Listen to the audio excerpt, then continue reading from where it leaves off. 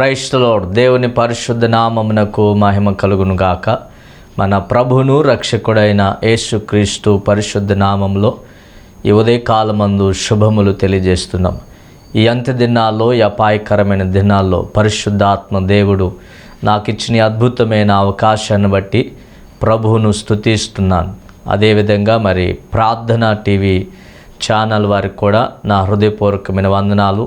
అతి తక్కువ ఖర్చుతో ఈ యొక్క అద్భుతమైన అవకాశాన్ని మరి దేవుని సువార్త పట్ల ఉన్న భారాన్ని బట్టి వారు ఇవ్వడం, దేవుడు వారికి సంపూర్ణమైన ఆశీర్వాదం, దేవుని యొక్క సమాధానం, సంతోషం వారికి నిత్యముగా కలగాలని నా ప్రార్థన. ఈరోజు దేవుని వాక్యాన్ని ధ్యానం చేసుకుందాం. రోమిలకు రాసిన పత్రిక 8వ అధ్యాయము 37వ వచనాన్ని చదువుకుందాం. ఆయనను మనలను ప్రేమించిన వాని ద్వారా మనము వీటన్నిటిలో అత్యధిక విజయము పొందుచున్నాము. పౌలు భక్తుడు రోమా సంఘానికి తెలియజేస్తూ మానవ జీవితానికి ఒక విజయవంతమైనటువంటి జీవితాన్ని కలిగి ఉండాలని పౌలు భక్తుడు తెలియజేస్తున్నాడు. ఈ రోజుల్లో మానవులు వారి జీవితాల్లో విజయాన్ని పొందలేకపోతున్నారు.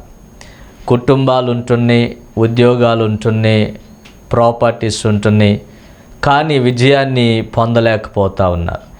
మన జీవితంలో విజయాన్ని పొందాలి అంటే మన జీవితంలో నేర్చుకోవాల్సినటువంటి పాఠాలు బైబిల్ ఎన్నో ఉన్నాయి.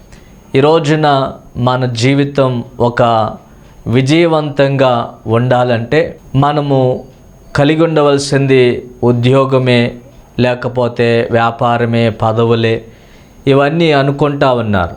అవి మాత్రమే కాదండి. మన జీవితం లోక పాపము నుండి విజయాన్ని పొందాలి. ఎప్పుడైతే లోక పాపము నుండి మనము విజయము పొందగలుగుతామో తప్పకుండా మనము కలిగి ఉన్న వాటన్నిటికీ సంతృప్తి అయినటువంటి సంతోషాన్ని, సమాధానాన్ని అనుభవించగలుగుతాం. ఉద్యోగం ఉంటుంది కానీ నిజమైన ఆశీర్వాదం మానవుల జీవితాల్లో కలగడం లేదు.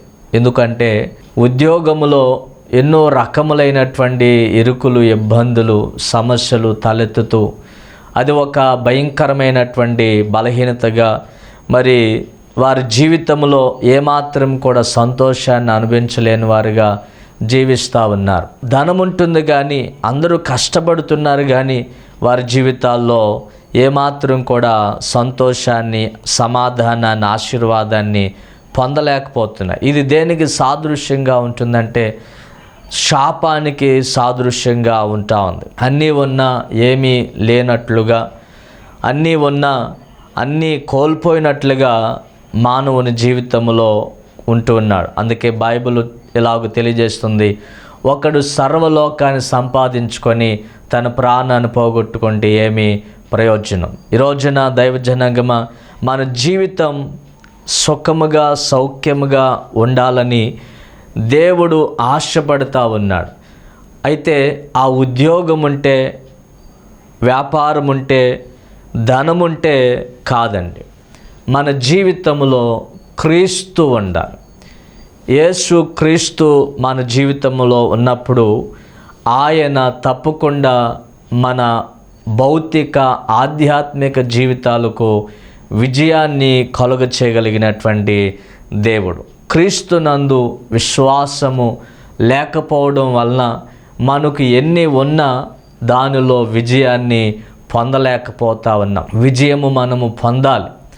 విజయాన్ని మనము తప్పక మన సొంతం చేసుకోవాలి. ఈ రోజున అన్నిటిలో కూడా విజయాన్ని ఇవ్వగలిగినటువంటి దేవుడు ప్రభు అయిన యేసుక్రీస్తు వారు. ఆ యేసుక్రీస్తునందు విశ్వాసము కలిగి ఉండాలి. ఈ రోజున విశ్వాసము కలిగి ఉంటున్నామా? విశ్వాసం అనేది మన జీవితానికి ఎంతో అవసరం. విశ్వాసం ఎలా వస్తుంది? రోమిలకు రాసిన పత్రిక 10:17 చెప్తా ఉన్నాడు, వినుట వలన విశ్వాసం కలుగును. ఏమి వినాలి? దేవుని యొక్క మాట మనం వినాలి. మనము ఏ మార్గంలో నడవాలో, ఏ మార్గంలో నడవకూడదో దేవుని వాక్యం మనకు చక్కగా బోధిస్తూ ఉంది. కాబట్టి ఈ రోజున ఈ మార్గంలో మనం నడిస్తే మరి ఆశీర్వదించబడతాం. మనము కలిగి ఉన్న వాటిలో సుఖముగా సౌఖ్యముగా ఉండగలుగుతాం.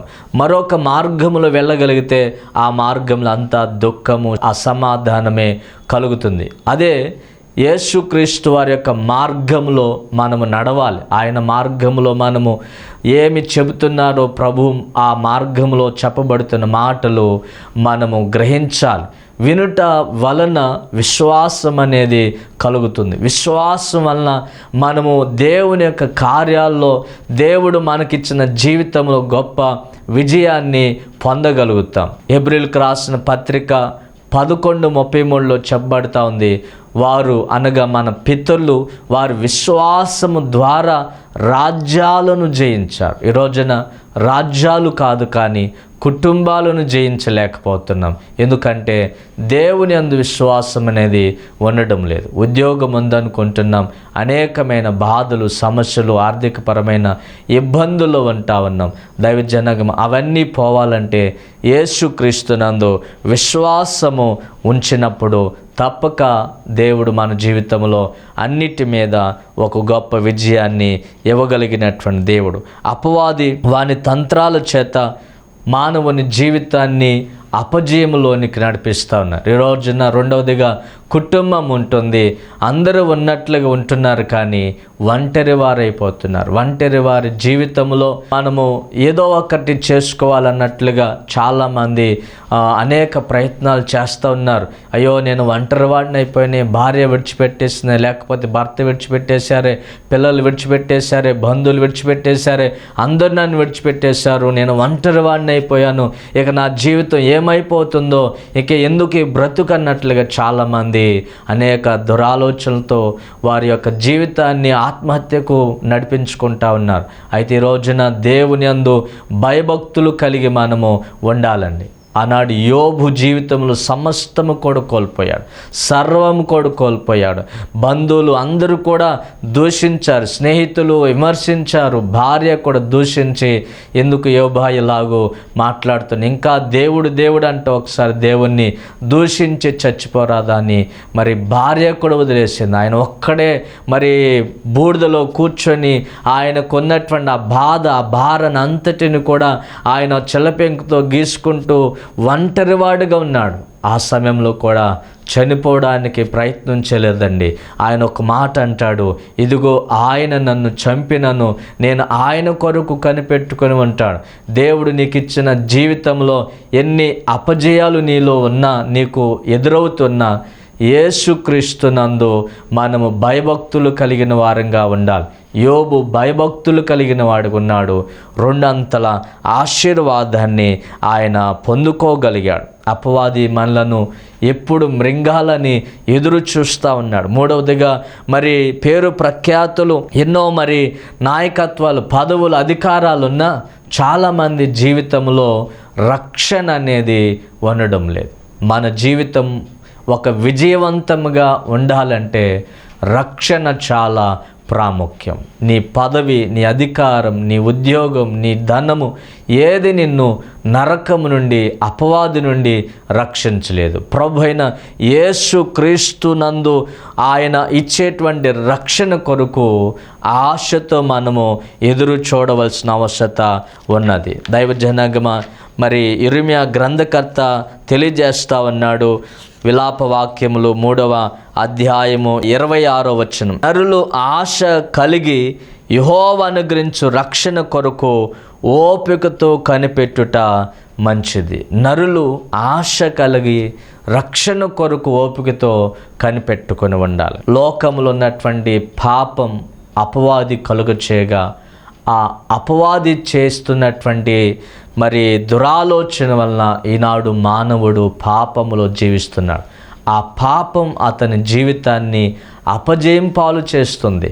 ఎన్ని ఉన్నా అపజయములోనే నడుస్తూ ఉన్నాడు. నిజంగా ఈ రోజున మన జీవితాల్లో ఎన్ని మనము కలిగి ఉన్నా రక్షణ ఉంటే చాలండి. ఈ రక్షణ మనలను ఈ భూమి మీద సుఖముగా సౌఖ్యముగా ఆశీర్వాదకరంగా జీవింపజేస్తుంది.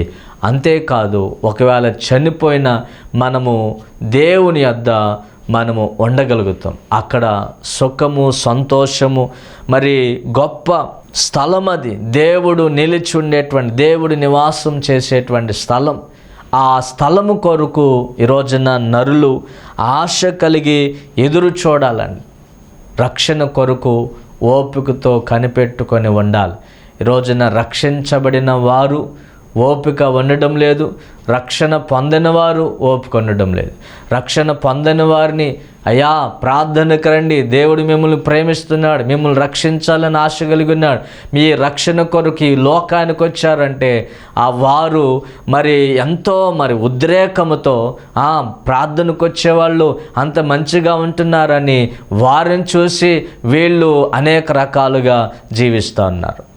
ఇంకా రక్షించబడిన బాప్తిస్మం తీసుకున్నవారు, అమ్మా మనము జాగ్రత్తగా ఉండాలి, రక్షకుడైన యేసు ప్రభువారు త్వరగా వస్తావన్నారు, మనము రక్షణను కాపాడుకొని సిద్ధపడి ఉండాలంటే వీళ్ళు అంటున్నారు, ఫలానా పాస్టర్ గారు అలా ఉంటున్నారు, ఫలానా విశ్వాసం అలాగ ఉంటుంది, మేముంటే ఏమవుతుందిలే అనుకుంటా ఉన్నారండి.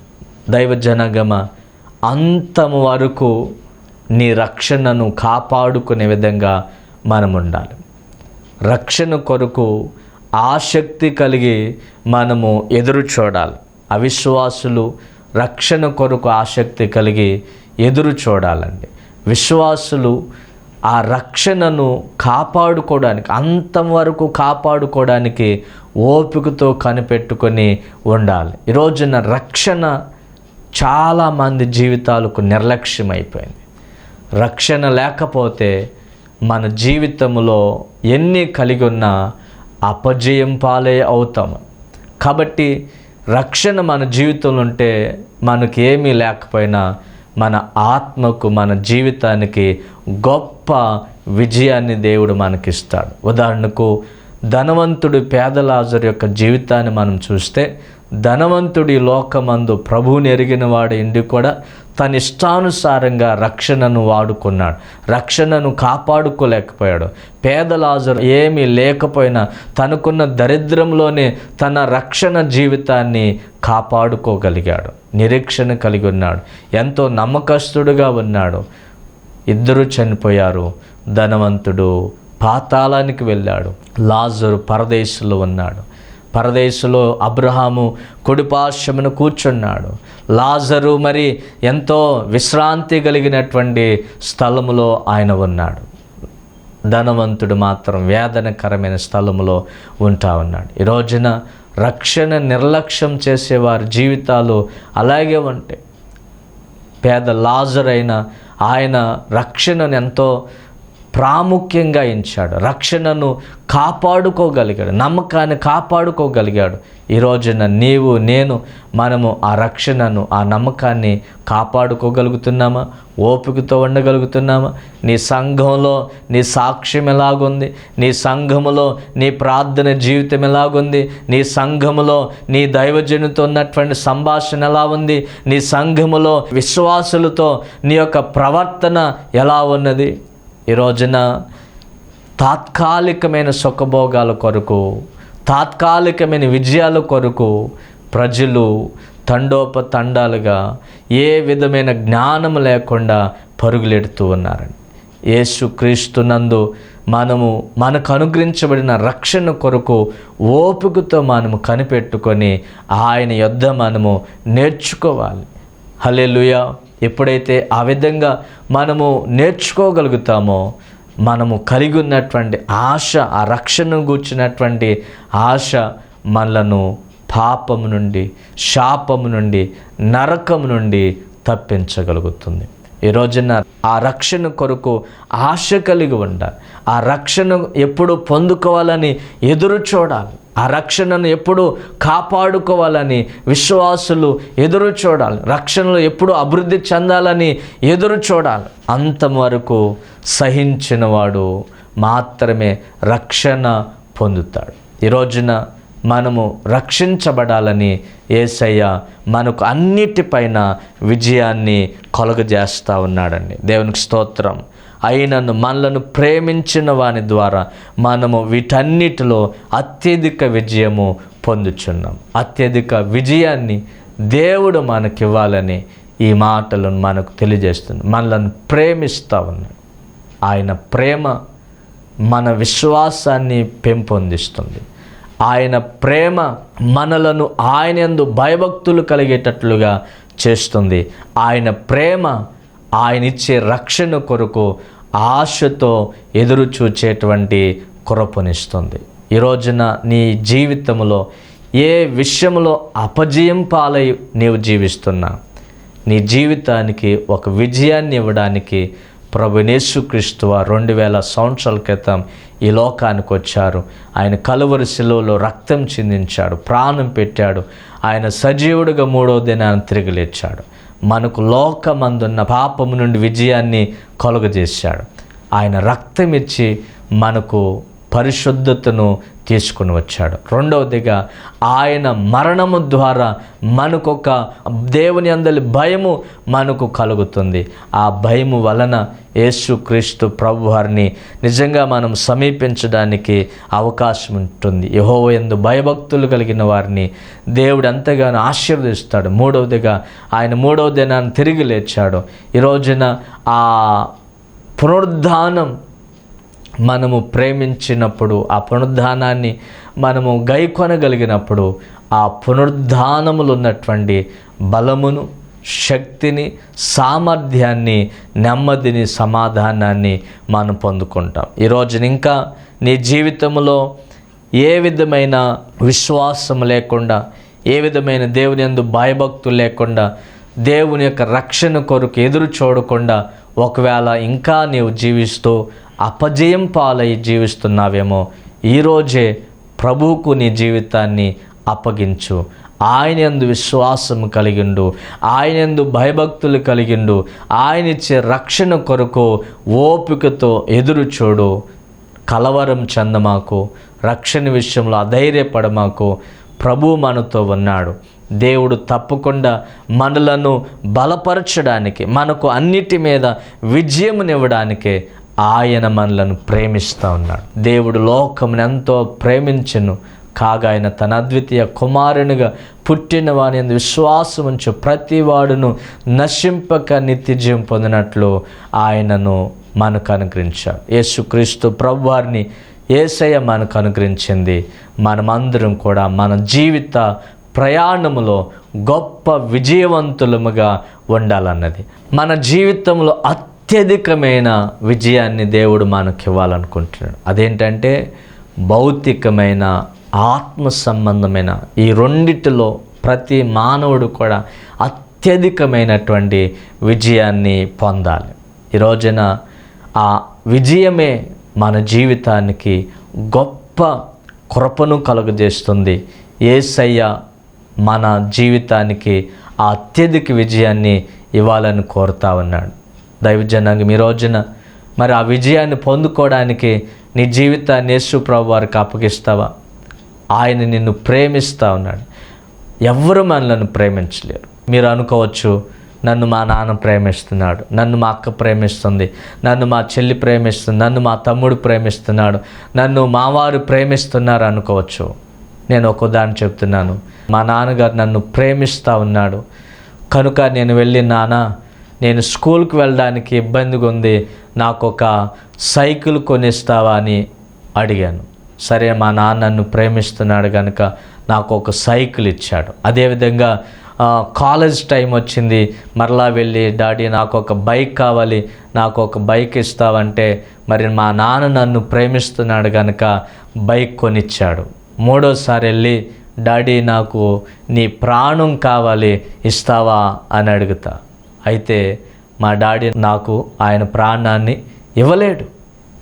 ఎందుకంటే మనము ఎంత ప్రేమించినా మన జీవితాన్ని దారపోయలేం, మన జీవితాన్ని ఇవ్వలేం. మన బిడ్డలను, మన స్నేహితులు, మన బంధువులను, మన యొక్క తోబుట్టు వాళ్ళని ఎంత ప్రేమించినా మన ప్రాణాలను ఇవ్వలేం. కానీ ఈ రోజున నీకు నాకు అత్యధికమైన విజయాన్ని ఇవ్వడానికి యేసుక్రీస్తు ప్రభువారు ఆయన ప్రాణాన్నే త్యాగముగా ఇచ్చేశాడండి. తన ప్రాణాన్ని పెట్టాడు. ఎందుకో తెలుసా? పాపము నుండి, శాపం నుండి, అపవాదిని జీవితంలో దేన్ని నిన్ను అభివృద్ధి చెందనివ్వకుండా, దేని విషయంలో నీవు మరి సంతోషం లేకుండా జీవింపజేస్తుంది, వాటన్నిటి మీద నీకు విజయాన్ని ఇవ్వడానికి యేసుక్రీస్తు ప్రభువారు ఇంత అద్భుతమైనటువంటి మరణాన్ని సైతము జయించాడు. మరణించి మరణాన్ని సైతము జయించాడు. ఈ రోజున నీవు అపజయముతో మరణించాలనుకుంటున్నావేమో, నీ జీవితాన్ని, ఒంటరి జీవితంలో నీవు మరణించాలనుకుంటున్నావేమో, ఈ ఉదయ కాలమందు దైవజనాగం ఆలోచించండి. ప్రతి విషయంలో అత్యధికమైనటువంటి విజయాన్ని మనకు కలుగ చేయగలిగిన దేవుడు మనలను ప్రేమిస్తున్న దేవుడు. కాబట్టి మనము కూడా ఆయన్ను ప్రేమించాలి. పౌలు ఇక్కడ ఇదే అంటున్నాడు 38-39లో, మరణమైనను జీవమైనను దేవదూతలైనను ప్రధానులైనను ఉన్నవి అయినను రాబోనైనను అధికారులైనను ఎత్తైనను లోతైనను సృష్టింపబడిని మరి ఏదైనను మన ప్రభు అయిన క్రీస్తు యేసునందలి దేవుని ప్రేమ నుండి మనల్ని ఎడబాప నేరవని రూఢిగా నమ్ముచున్నాను. అవునండి, ఏది మన జీవితంలోనికి వచ్చిన దేవుణ్ణి మనం ప్రేమించినప్పుడు అవేవి కూడా దేవుని ప్రేమ నుండి మనల్ని ఎంత మాత్రం కూడా ఎడబాపనేరు. అది మరణమే కావచ్చు, జీవమే కావచ్చు, దేవదూతలే కావచ్చు, ప్రధానులు కావచ్చు, ఉన్నవి కావచ్చు, రాబోయినవి కావచ్చు, అధికారులు కావచ్చు, ఎత్తైనవి కావచ్చు, లోతైనవి కావచ్చు, సృష్టింపబడింది ఏది కూడా మన యొక్క దేవుని ప్రేమ నుండి, మన ప్రేమ నుండి ఎడబాపన్నారు. ఈ రోజున ఆయన ఎప్పుడో 2000 సంవత్సరాల క్రితమే మనల్ని ప్రేమించాడు, ఇంకను ప్రేమిస్తూనే ఉన్నాడు. ఈ రోజున ఇంకా ఆయన ప్రేమను నీవు కలిగి ఉండగలుగుతున్నావా? ఆయనను ప్రేమించగలుగుతున్నావా? ఆయనను ప్రేమిస్తే నీకు అన్నిటిలో కూడా అత్యధికమైనటువంటి విజయాన్ని నా ప్రభు కలుగజేస్తాడు. అట్టి ప్రేమ కలిగి మనము ముందుకు వెళ్తే నా ప్రభు నిశ్చయముగా నీకున్న ప్రతి పరిస్థితులన్నిటి నుండి, అన్నిటిలో నుండి నీకు గొప్ప విజయాన్ని కలుగ చేయునుగాక. ఆమేన్, ఆమేన్. ప్రార్థన. మా మంచి యేసయ్యా, నీ పరిశుద్ధ నామాన్ని బట్టి మీకు స్తోత్రాలు. మానవ జీవితానికి మీరు విజయాన్ని ఇవ్వాలని అయ్యా, మేము ఎదుర్కొంటున్న సమస్యలు, పరిస్థితులన్నిటి మీద విజయాన్ని ఇవ్వాలని దేవా, మీరు మా కొరకు ఈ లోకానికి వచ్చారు. మమ్మను ప్రేమించిన దేవా, నీ ప్రియకుమారుని మా కొరకు పంపించారు. మేమేమైతే ప్రభు కోల్పోయామో, మేము వేటినైతే సాధించలేకపోయామో వాటన్నిటిని పొందుకోవడానికి, వాటన్నిటిని సాధించడానికి, వాటన్నిటిపైన విజయాన్ని పొందడానికి దేవా మీరు చూపిన కృపకే స్తోత్రాలు. మా యొక్క జీవితాలు విజయం కొరకు మీ ప్రియకుమారుని దేవా కలువరి శిలువలో రక్తం చిందించి ప్రాణం పెట్టి దేవానైనా సజీవుడిగా తిరిగి లేచిన విధానం బట్టి మీకు స్తోత్రాలు. మాకు విజయం కావాలయ్యా, మా బిడ్డలకు విజయం కావాలి. ఈ యొక్క వాక్యాన్ని వింటున్న బిడ్డలందరూ ఏ ఏ విషయాల్లో అపజయముతో ఉన్నారు వారందరికీ గొప్ప విజయము కలుగునుగాక, సమృద్ధి కలుగునుగాకనైనా అయ్యా. మరి చెప్పబడిన విధంగా నీ యందు విశ్వాసము కలిగి, మీ యందు భయభక్తులు కలిగి, మీరిచ్చిన రక్షణ కొరకు ఓపికతో కనిపెట్టుకొని ఉన్నట్లు సహాయం ఇచ్చండి. ఈ మాటలు విన్న ప్రతి ఒక్కరిని దీవించండి దేవా. మరి యొక్క దేవా టీవీ ఛానల్ వారిని కూడా దీవించండి, ఆశీర్వదించండి, వర్ధలచండి, మేలులతో తృప్తిపరచమని ప్రార్థిస్తున్నాం దేవా. ఇదేనా సేవకు నన్ను నేను తగ్గించుకుంటూ మీ నామాన్ని హెచ్చిస్తున్నాం. ఈ పరిచర్య ద్వారా మీ నామమే ఘనపరచబడాలి, మీ నామమే హెచ్చించబడాలి, మీ నామమే దేవా ప్రకటించబడాలి తండ్రి. మాకు కాదయ్యా, సమస్త మహిమ ఘనత ప్రభావములు మీకే నాయన. కొన్ని ఆత్మలైన మీ వైపు త్రెప్పబడునుగాక. యేసుక్రీస్తు నామంలో ప్రార్థించి అడిగి వేడుకొంచున్నాము తండ్రి. ఆమేన్, ఆమేన్.